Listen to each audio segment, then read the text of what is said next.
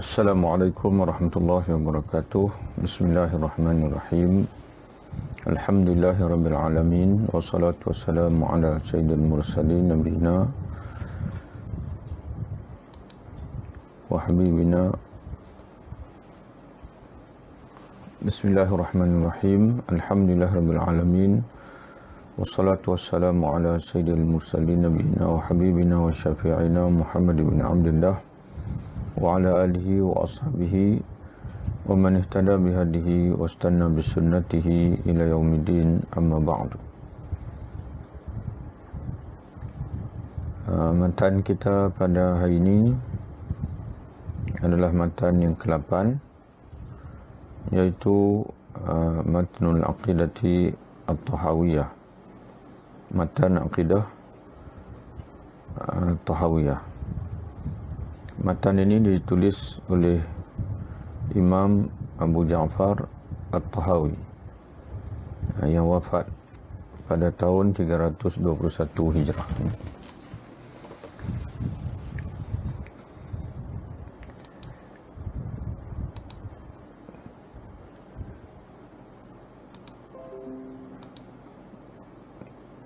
Imam Abu Ja'far At-Tahawi merupakan orang Mesir.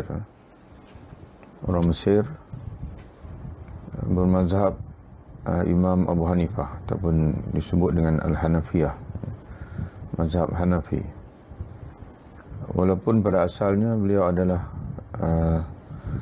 seorang tokoh yang bermazhab Syafi'i, kerana bapa saudaranya iaitu Imam Al-Muzani merupakan anak murid kepada Imam Syafi'i rahimahullah.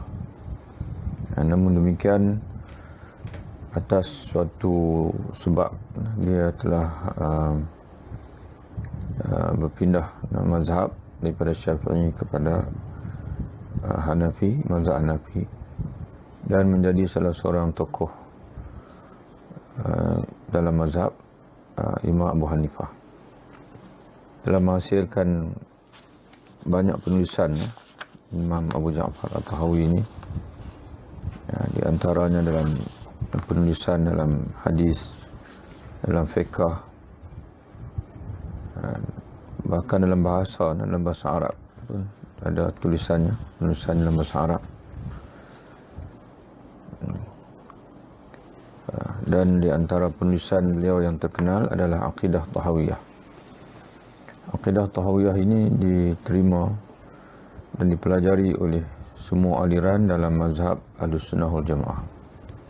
Sama ada mazhab Asy'ariyah, Al-Maturidiyah, dan itu juga mazhab Ahlul Hadis, mazhab Ahlul Hadis.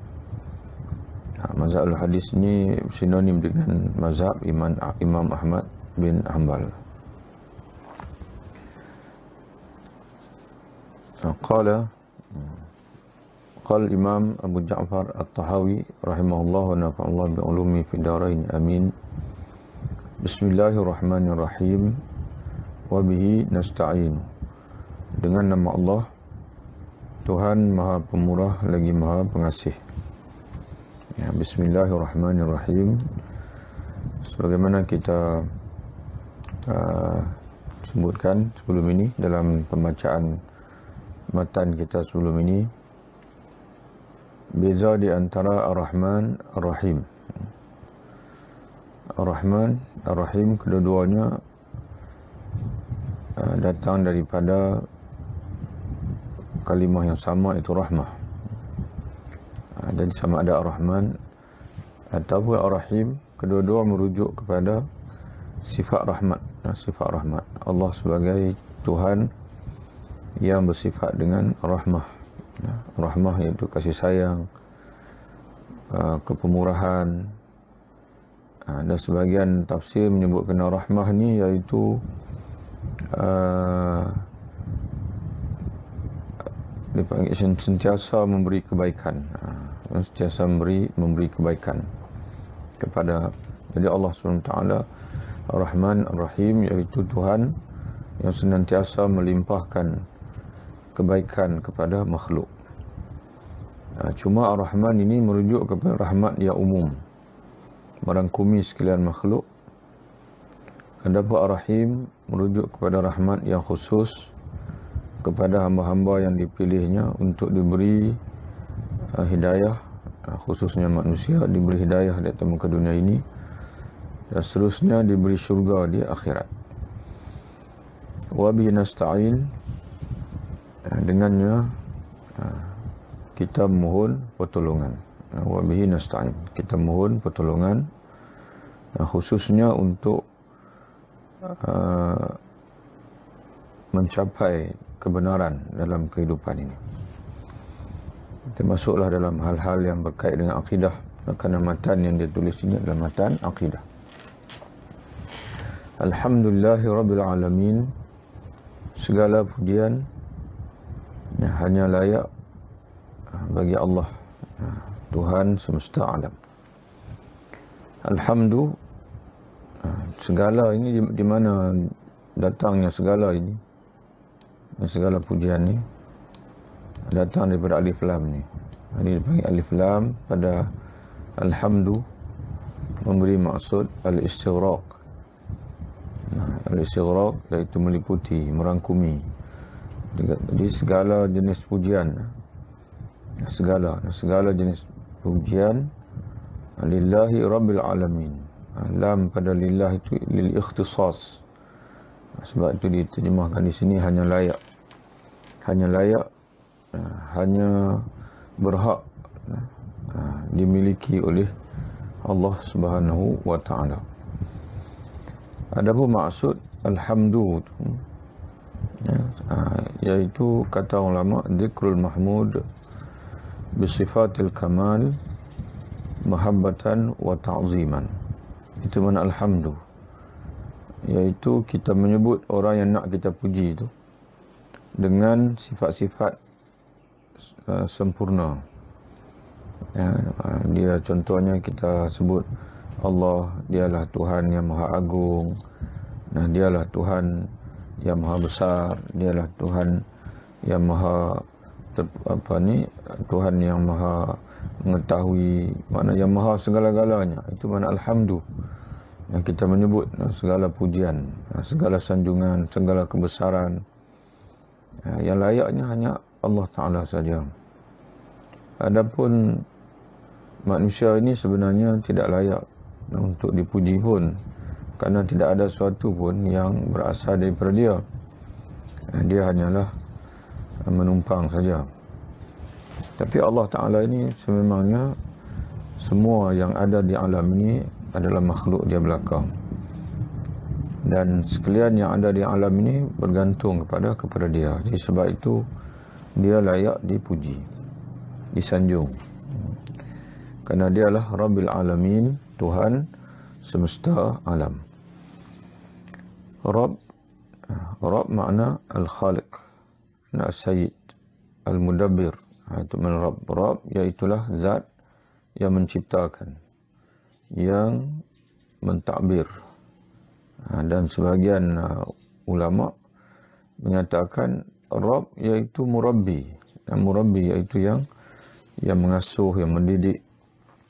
Jadi Allah Subhanahu Wa Taala bukan saja dia menjadikan alam ini, tapi dialah yang menjaga, yang beri rezeki, yang mendidik, lebih daripada ibu kita mendidik kita, menjaga kita, menatang kita ataupun membela. Jadi Allah Ta'ala ini dia lebih daripada itu lagi. Rabbil Alamin, Al-Alamin ma siwallah, ma siwallah. Alam iaitu segala yang lain daripada Allah, itu alam. Jadi kerana itu dalam tafsir Ibn Abbas radhiyallahu anhu pernah menyebutkan alam ini ada puluhan ribu alam. Jadi semuanya adalah makhluk Allah Ta'ala. Sebab itu sebahagian tafsir dia menterjemahkan direct terus al-alamin, iaitu al-makhluqat, segala makhluk. Jadi yang tak masuk dalam alam ni satu saja, iaitu Rabb. Jadi kewujudan ni ada dua, Tuhan pencipta, yang keduanya adalah yang dicipta, al-makhluqat, iaitulah alam. Sebab apa makhluk ini dinamakan al-alam? Al-alam ini daripada perkataan al-alamatu, tanda ataupun alamat. Jadi makhluk ini dipanggil dengan tanda kerana dia alam, dipanggil alam, iaitu tanda, alamat, kerana kewujudan dia itu menjadi tanda kepada kewujudan Rabb, Tuhan yang menjadikan dia. Itu dengan sebab itu dinamakan al-alam ini. Qala al-alamatu hujjatul islami Abu Ja'far al-Warraq at-Tahawi bi Misra rahimahullah. Berkata al-alamah hujjatul Islam, al-alamah hujjatul Islam. Perkataan al-alamah biasa diberikan kepada ulama yang menguasai berbagai cabang ilmu dalam Islam. Itu makna al-alamah. Kalau dia menguasai hanya satu bidang saja, dia dipanggil al-alim. Al-alim. Al-alamah iaitu dia menguasai banyak bidang. Berbagai bidang ilmu dalam Islam. Tafsir, hadis, bahasa Arab, fiqh, akidah dan sebagainya. Hujjatul Islam menjadi hujjah, menjadi hujjah kepada Islam. Makna ucapan dia itulah Islam. Ucapan dia itulah Islamnya. Pandangan dia itulah Islam. Abu Ja'far al-Warraq at-Tahawi. Abu Ja'far al-Warraq at-Tahawi. Nah, ini nama dia lah. Nama Imam Abu Ja'far at-Tahawi.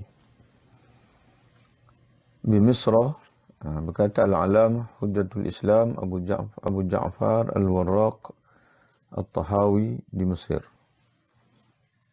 Makna dia menyampaikan ilmu di Mesir.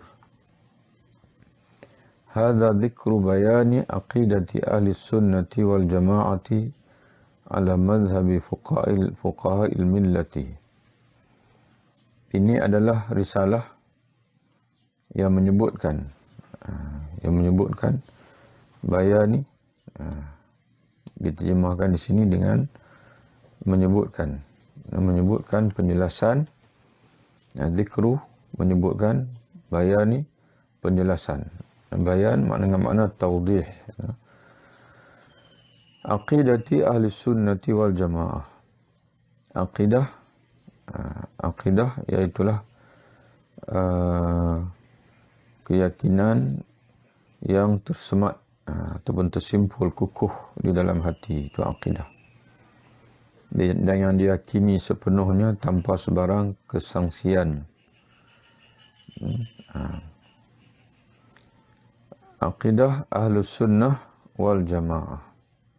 Ya, Ahlus Sunnah wal Jamaah. Sunnah sudah tentu merujuk kepada sunnah Nabi SAW. Wal Jamaah, ya, apa makna wal Jamaah? Ada beberapa tafsiran daripada alim ulama kita. Wal Jamaah, sebagian ulama menyatakan jamaah ini iaitulah sahabah. Iaitu sahabah. Al-Sunnah wal Jamaah. Kelompok. Jamaah ini adalah kelompok. Kelompok itu adalah kelompok para sahabat. Itu sebagian ulama menyatakan demikian. Apa dalilnya? Iaitu merujuk kepada hadis Nabi SAW. Ketika Nabi menyatakanlah hadisnya, umat dia akan berpecah kepada 73 firqah. 73 golongan. Firqah yakni taifah. 72 dalam kesesatan, hanya satu saja dalam kebenaran. Lalu ditanya kepada Nabi SAW, siapa ya Rasulullah yang berada dalam kebenaran itu? Lalu Nabi menjawab, orang-orang yang berada di atas jalanku, ma ana alaihi wa ashabi. Orang-orang yang berada di atas ataupun kelompok yang berada di atas jalan yang mana aku berada di atasnya, dan juga sahabat-sahabatku, ma ana alaihi wa ashabi. Orang yang berada di atas jalanku dan juga jalan sahabat-sahabatku. Maka lahirlah Ahlus Sunnah wal Jamaah, iaitu golongan yang berpegang dengan sunnah Nabi dan juga dengan dan bersama dengan kelompok kebenaran, iaitu para sahabat radhiyallahu anhum.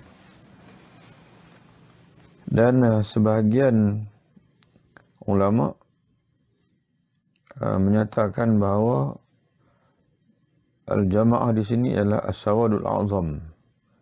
As-sawadul a'zam minal muslimin. Golongan terbanyak dari kalangan orang-orang Islam. Ini merujuk kepada satu hadis Nabi SAW, di mana Nabi menyatakan bahawa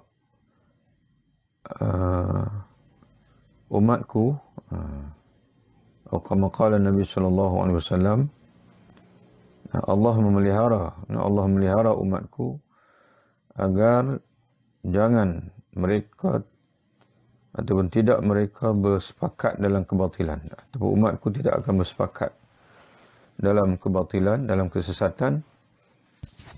Jadi kata ulama, maksud umatku ini adalah jumhur. Kerana Nabi sebut tadi, la tajtami'u ummati 'ala dhalalah.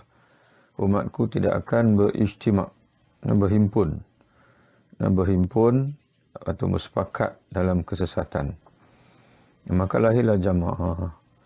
Walaupun kalau kita nak kata umatku, tadi Nabi sebut hadis, umatku tidak akan bersepakat dalam kesesatan. Kalau kita nak kata 100%, itu tidak bolehlah, sebab realiti berlaku kesesatan.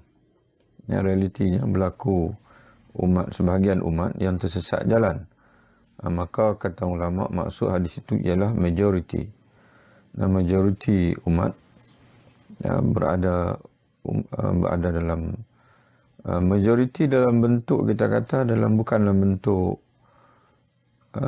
kita sebut macam mana, bukan dalam bentuk kita kata, sebab tadi Nabi sebut tadi umat dia akan terpecah 72 dalam kesesatan, satu dalam kebenaran. Jadi sudah tentu 72 itu banyak berbanding dengan satu. Tapi itu kita merujuk kepada kewujudan firqah.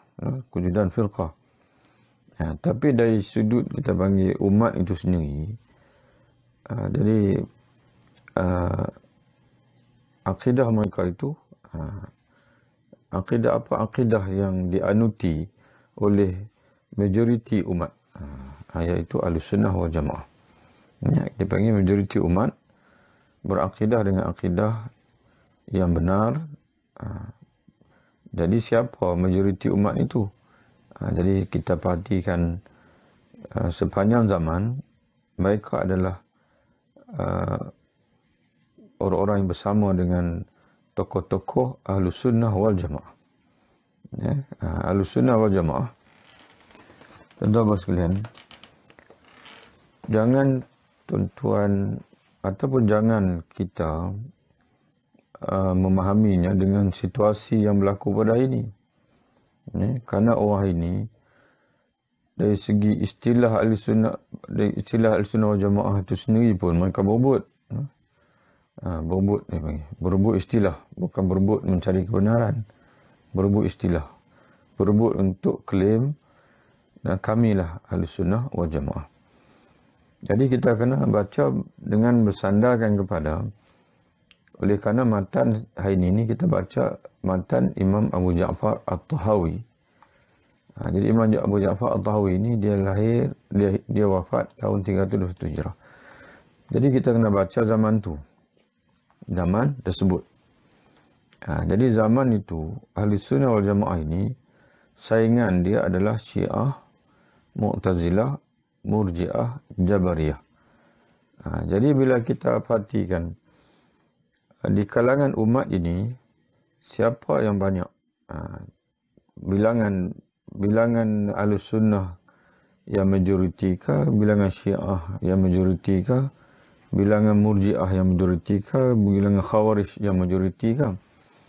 Jadi sepanjang zaman, Ahlus Sunnah lah yang majoriti. Jadi sebab itu dipanggil Ahlus Sunnah wal Jamaah, inilah dipanggil As-Sawadul A'zam. Golongan kelompok yang teramai. Yang mana Nabi menyebutkan hadis, umatku, yakni majoriti umatku tidak akan bersepakat dalam kebatilan. Kebetulanlah pula pada zaman hujung ni saja, Ahlus Sunnah wal Jamaah ini dia terpecah pula kepada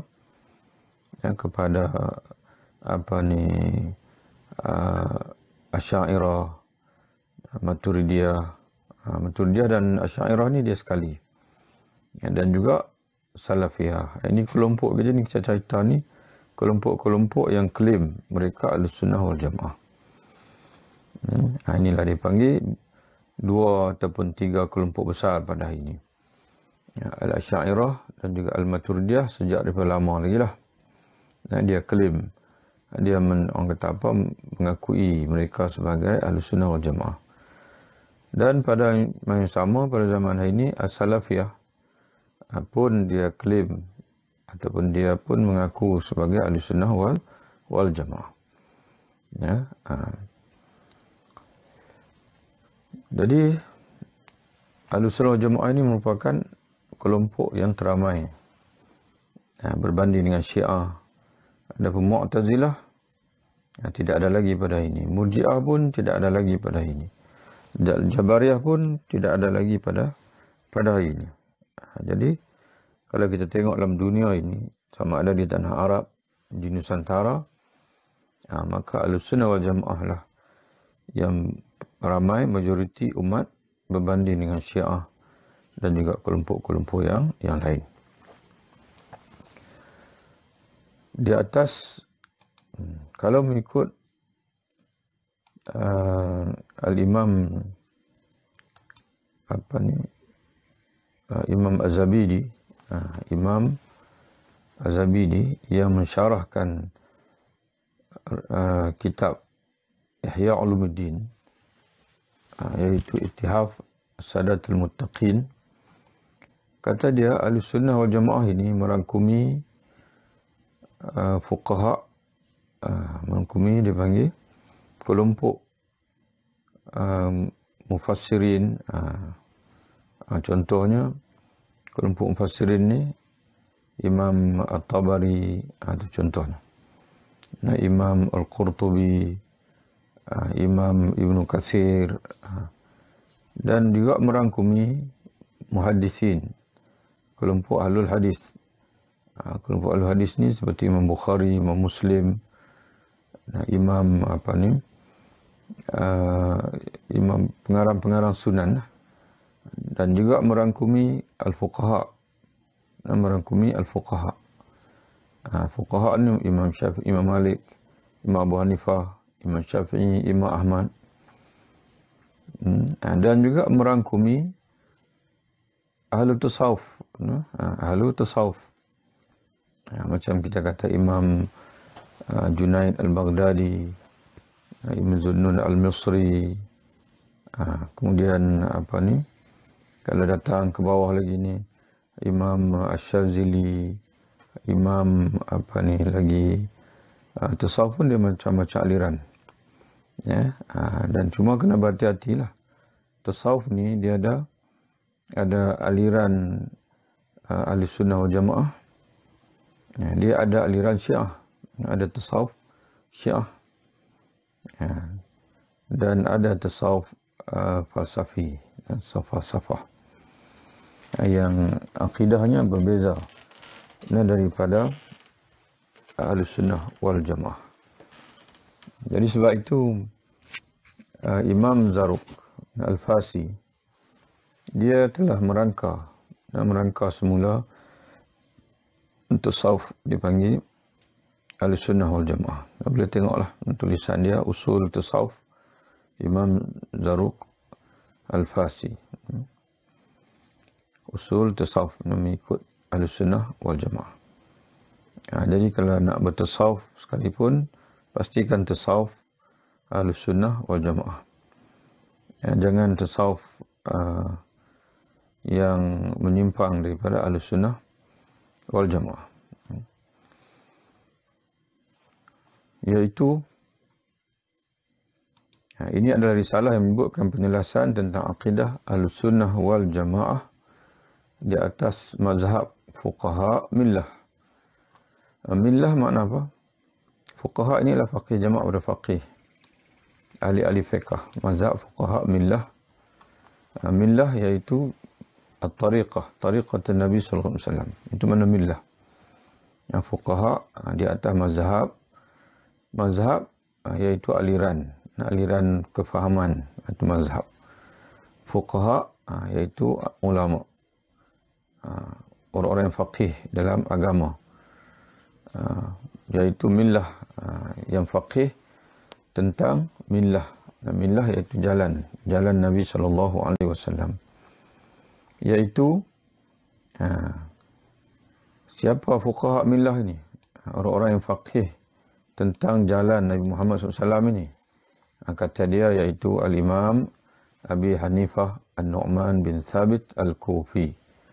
Iaitu Imam Abu Hanifah An-Nu'man bin Thabit Al-Kufi. Ini Imam Abu Hanifah lah, yang wafat tahun 150 Hijrah. Dan Abu Yusuf Ya'qub bin Ibrahim Al-Ansari. Imam Abu Yusuf, murid pada Imam Abu Hanifah, yang wafat pada tahun 180 Hijrah. Dan Abu Abdullah Muhammad bin Al-Hasan Al-Syaibani. Abu Abdullah Muhammad bin Al-Hasan Al-Syaibani.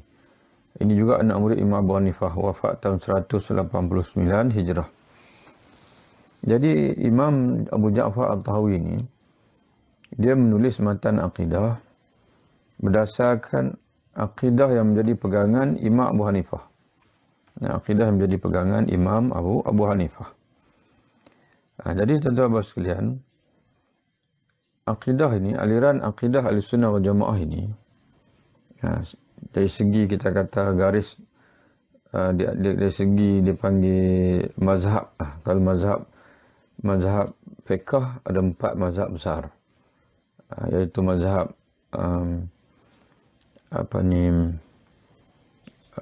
fiqh ada 4 mazhab besar: Hanafi, Maliki, Syafi'i, Hambali.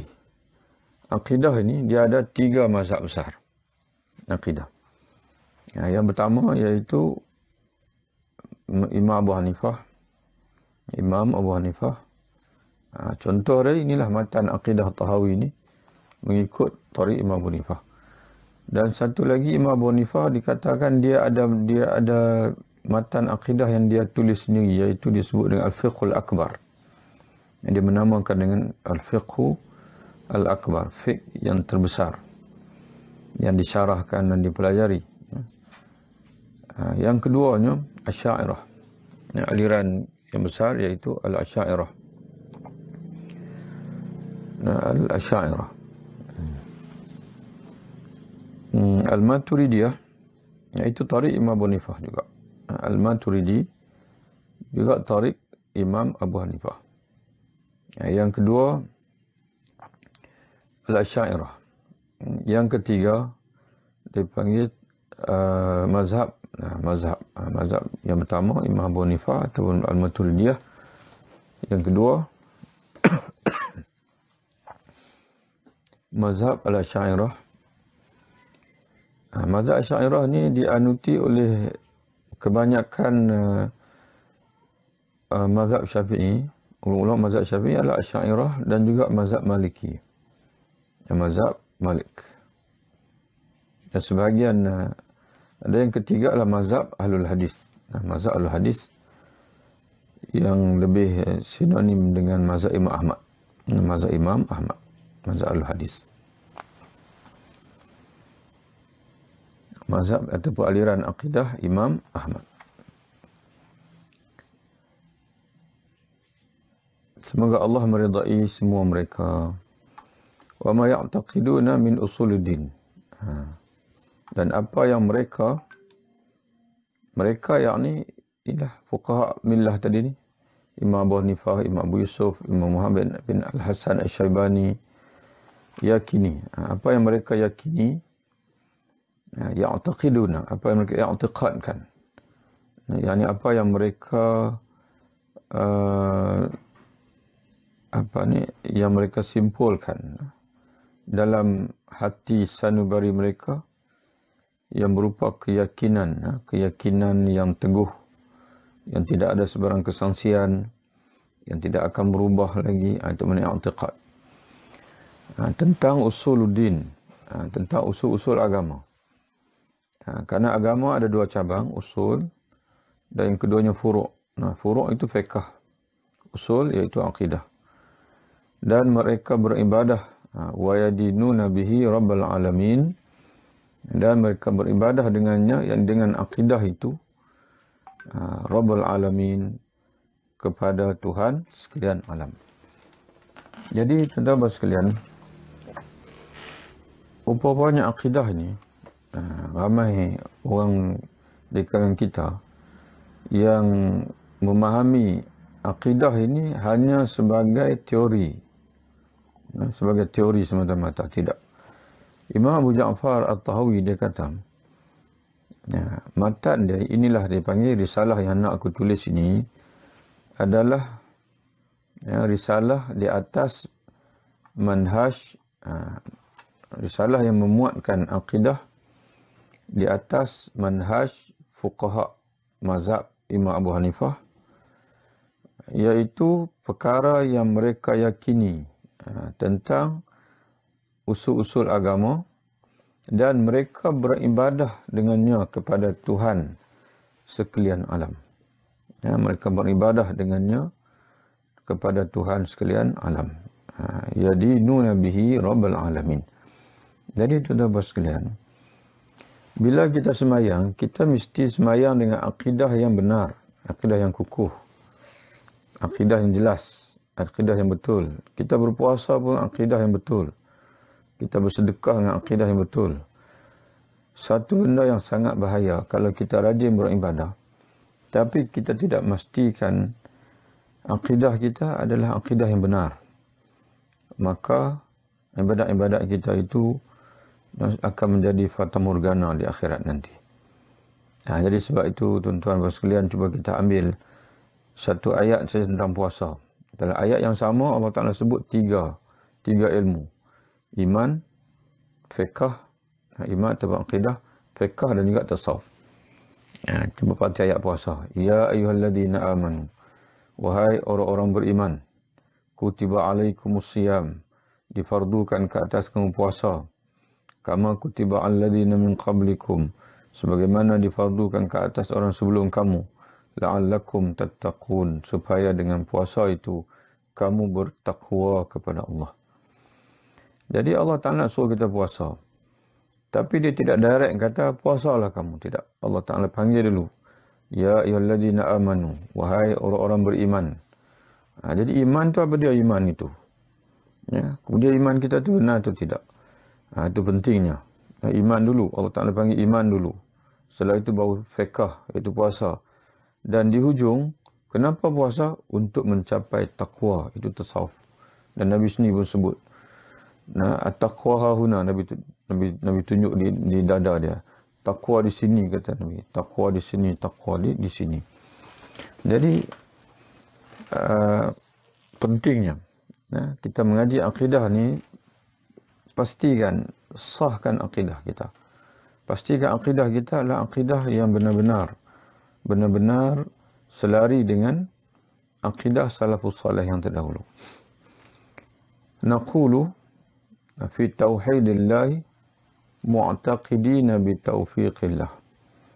Kami berkata, yakni mengakui tentang tauhid kepada Allah dengan hati yang yakin, yang disertai oleh taufik dari Allah. Itu ulama-ulama dulu ni, oleh kerana mereka menghafal Quran, menghafal hadis, maka mereka mampu untuk mengeluarkan ungkapan-ungkapan yang dia panggil apa? Yang orang panggil apa? Kalau tidak bertaraf jawami'il kalim. Kerana jawami'il kalim itu Nabi sebut, aku dikurniakan Allah dengan jawami'ul kalim. Yang ucapan yang jami' dia panggil. Yang ringkas tapi padat isinya. Kalau kita nak kata mencapai jawami'ul kalim, mungkin tidaklah sebab hanya Nabi saja. Tapi hampir mencapai. Cuba tuan-tuan perhatikan. Dua baris.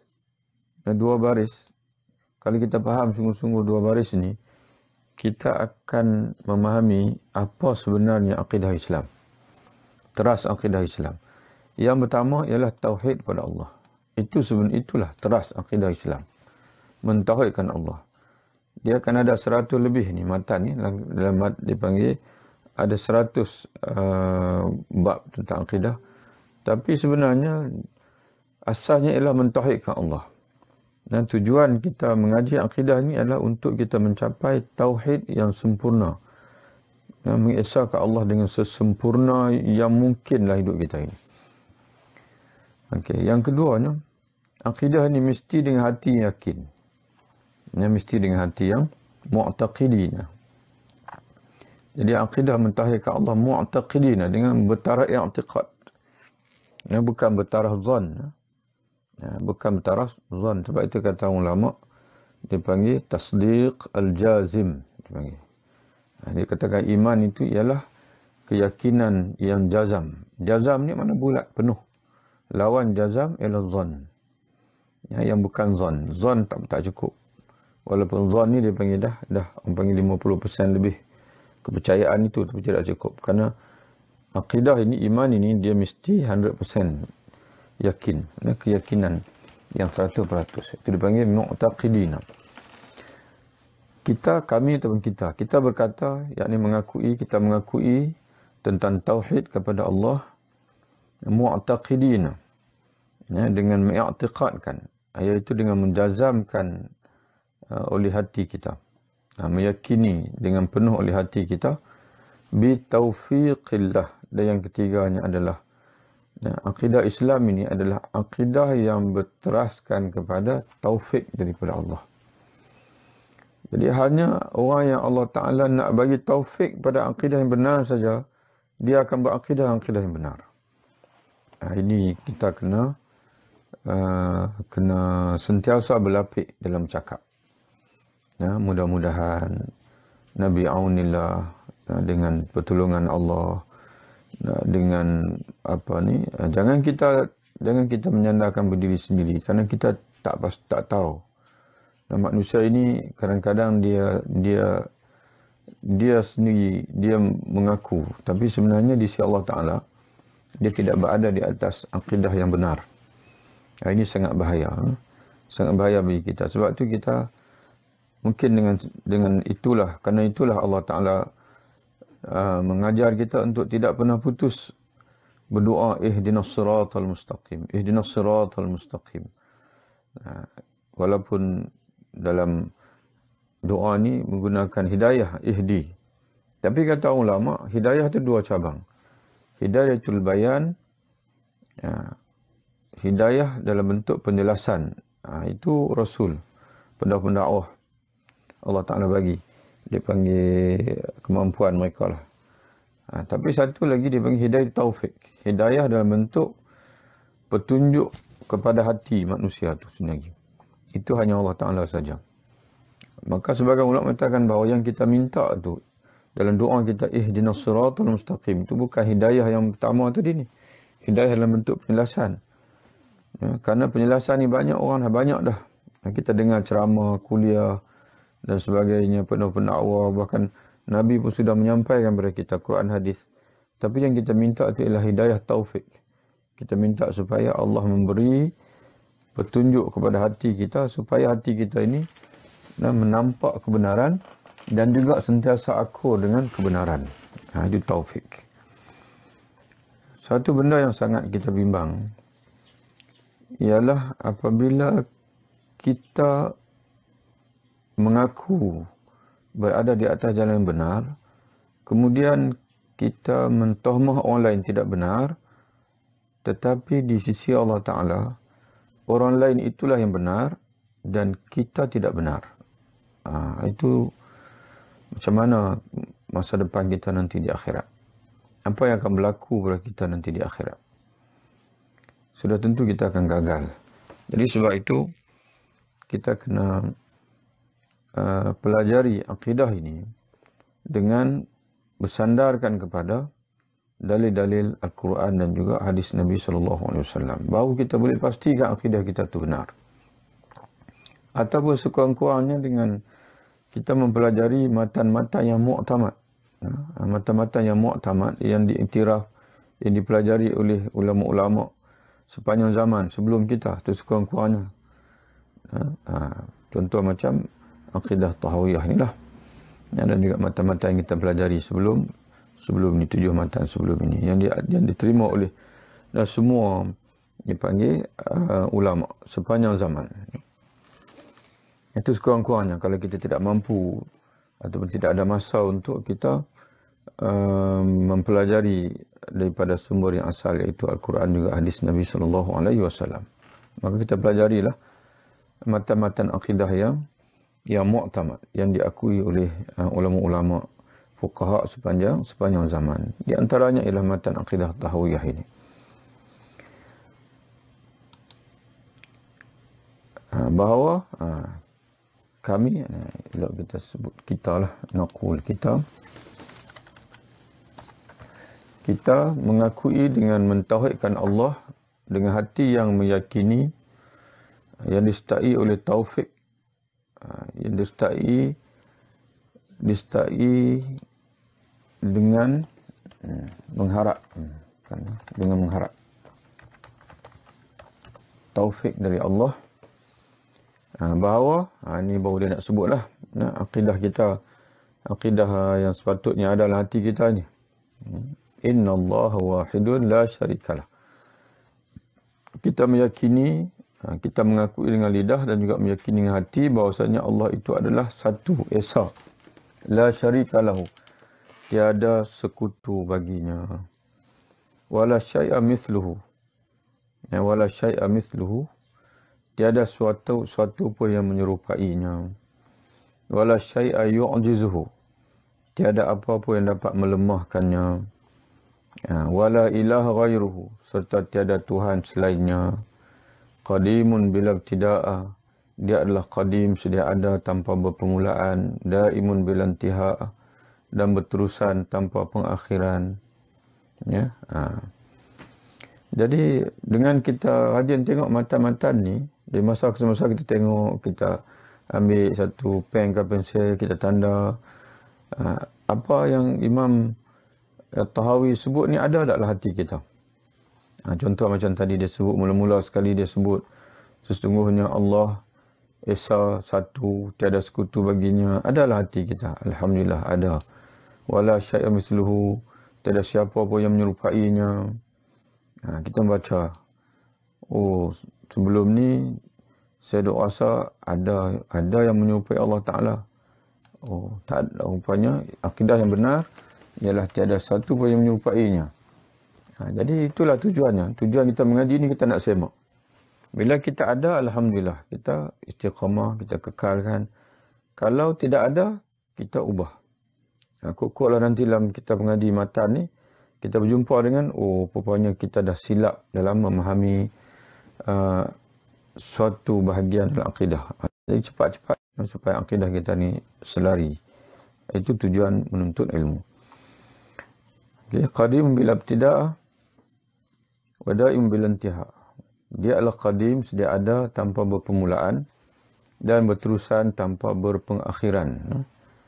Dalam Quran Allah Ta'ala sebut wal awalu wal akhiru. Dialah Tuhan yang maha awal dan dialah Tuhan yang maha akhir. Nabi mentafsirkan maha awal iaitu tidak ada kewujudan. Alladhi al-awwal laisa qablahu syai'. Yang tidak ada sebelum dia sesuatu, kerana dialah Kerana yang lain itu semua makhluk dia yang hanya ada selepas dia. Kerana dialah yang menciptakan. Al-akhiru laisa ba'du syai'. Yang tidak ada yang kekal melepasinya suatu pun. Kerana yang lain semua akan binasa, hanya dia saja yang kekal abadi. La yafna wa la yabidu. Dia tidak akan mati, tidak akan fana binasa, wa la yabidu, dan tidak akan musnah. Wa la yakunu illa ma yurid. Tiada yang akan berlaku. Tiada yang akan berlaku melainkan mengikut yang dikendakinya. Mengikut yang dia kendaki.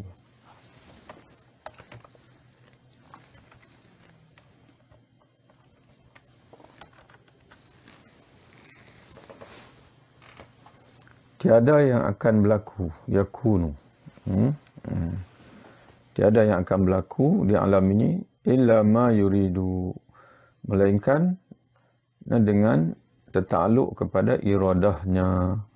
Nah, iradah Allah Ta'ala lah yang menentukan sama ada kita ni akan hidup ataupun kita akan mati, kita akan kaya ataupun kita akan miskin, kita akan sihat ataupun kita akan sakit. Itu semua adalah berlaku dengan iradah Allah Ta'ala.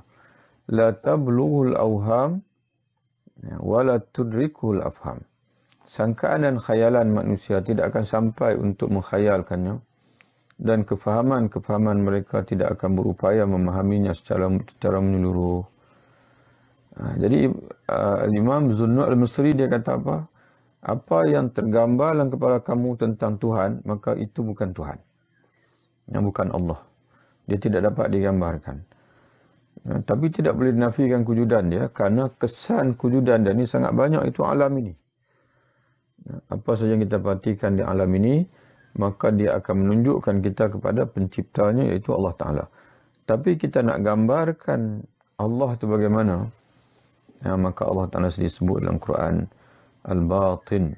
Dia Al-Zahiru wal-Batin, wal-Awwalu wal-Akhiru wal-Zahiru wal-Batinu. Dialah yang maha awal, iaitu yang maha, yang sedia ada, dan dialah yang maha akhir, iaitu yang kekal sampai bila-bila. Dan dialah yang maha zahir, yang maha nyata, iaitu dari segi tanda-tanda kewujudan dia sangat terang, sangat nyata. Wal batinu, namun pada yang sama dia sangat tersembunyi, yang maha tersembunyi, iaitu dari segi zat dia. Zat Allah maha tersembunyi. Sejauh mana tersembunyi zat Allah itu, sehingga akan tidak ada akal yang dapat menghayalkan dan yang menggambarkan dia. Tidak ada akal yang dapat menghayalkan dan juga dapat menggambarkan dia. Jadi bila kita nak uji, kita mengajar sifat Allah, tentang Allah pada anak-anak kita. Macam mana kita nak uji dia faham tak faham? Dia kenal tak kenal Allah Ta'ala? Okay. Bagi kertas, bagi pen ataupun pensel kat dia, kemudian kita kata dekat dia, kamu, mula-mula kita tanya dia, Allah Ta'ala ini, apakah alam ni ada Allah, ada Tuhan? Anak kita jawab, ya, ada. Apakah Tuhan ni maha berkuasa, maha sempurna? Dia jawab, ya. Lalu dia menjawab, ya, Tuhan maha berkuasa, kerana dia yang menjadikan alam ini. Okay. Kemudian kita membagi pada kat dia pensel dan juga kertas tadi. Okey, sekarang ni kita kata kat anak kita, kamu lukis Tuhan. Ya. Lalu dia kata, tak boleh lukis. Dia kata, kenapa? Dia jawab, kerana Tuhan tak dapat digambarkan. Dia laisa kamitslihi syai'. Dia Tuhan tak sama dengan apa-apa. Jadi makna anak kita kenal Tuhan. Tapi kalau dia boleh lukis, tadi dia dah kenal Tuhan ni maha kuasa, Tuhan ni ada mencipta alam ni. Lalu tiba-tiba dia lukis, menunjukkan bahasanya anak kita tidak kenal Tuhan. Dan kita perhatikan rupa-rupanya ramai manusia di alam ini, akidah dia lebih, dipanggil apa? Dia lebih jahil tentang Tuhan berbanding dengan anak-anak kita. Anak-anak kita dia faham, dia tak boleh lukis, dia takkan lukis lah anak-anak kita yang mengaji akidah ni. Tapi orang yang bukan Islam, dia lebih jahil daripada anak-anak tu. Cuba tengoklah macam mana dia menggambarkan Tuhan dia, berhala dia gambarkan. Sebab tu ada masa-masa cubalah kita pergi duduk depan kuil Hindu sebagai contohnya, tokoh Cina. Jangan masuk, tak perlu masuk, kita tengok. Dan supaya kita hadir, bersyukur kita kepada Allah Ta'ala, kerana Allah Ta'ala yang memilih kita duduk dalam Islam, lalu kita mengenal dia dengan sebenar-benar kenal. Sehingga kan kita tak dapat nak gambarkan tentang dia. Kerana dia tu laisa kamitslihi syai', tidak dapat digambarkan oleh waham, oleh khayalan manusia dan kefahaman manusia. Tapi orang yang Allah Ta'ala tidak pilih dengan akidah yang benar, maka gambarkan Tuhan begitu begini, maka lukiskan, maka letakkan bermacam-macam lah pada Tuhan mereka itu. Wala yushbihul anam, dia tidak menyerupai manusia dan juga makhluk-makhluknya yang lain. Dia tidak menyerupai manusia dan juga makhluk-makhluk yang lain. Hayyun la yamut, dia maha hidup, tidak akan mati. Qayyumun, yang maha berdiri sendiri, tidak bergantung kepada makhluk. La yanam, dan tidak akan tidur, dan tidak tidur. Kalau mengikut akidah Asy'ariyah, Qayyum ini maha berdiri sendiri, iaitu tidak bertempat, dan juga Qayyum maha berdiri sendiri, iaitu dipanggil tidak orang panggil apa, berhajat, tidak berhajat kepada mujid yang mengadakan dia, dan tidak berhajat pada mukhassis kepada satu zat yang lain yang untuk mentakhsiskan keberadaan dia, dan dia tidak bergantung kepada tempat, tidak bergantung kepada tempat, dan tidak tertakluk dengan masa. Berbeza dengan makhluk. Makhluk ini, yang pertama sekali, makhluk ini oleh sebab itu dia maha kaya. Qayyum, sebagian ulama menyatakan bahawa Qayyum dengan Al-Ghani sama. Tuhan yang maha berdiri sendiri sama bermakna Tuhan yang kaya. Kaya itu tidak berhajat pada siapa-siapa. Tidak berhajat kepada yang mengadakan mujid. Tidak berhajat kepada yang mentakhsiskan keberadaannya. Mentakhsis ni yang menentukan lah. Macam kita contoh. Kita ni berhajat pada yang mengadakan. Kalau tidak ada zat yang mengadakan kita, kita tak akan ada. Itu satu. Kemudian yang keduanya, hidup kita ini berlega di antara beberapa ketentuan. Kita boleh kaya, boleh miskin. Kita boleh tua dan boleh muda. Kita boleh sihat, boleh sakit. Jadi apa yang menentukan, siapa yang menentukan kita akan ada, bukan tiada tadi, yang menentukan kita kaya bukan miskin, ataupun kita miskin atau bukan kaya, yang menentukan kita sihat tidak sakit, ataupun menentukan kita sakit tidak sihat, itu dipanggil mukhassis. Mukhassis. Itu Allah Ta'ala Tuhan. Adapun makhluk, adapun Allah Ta'ala sendiri tidak perlu, kerana dia tu maha kaya. Yang ketiga, kita makhluk ini berhajat pada tempat.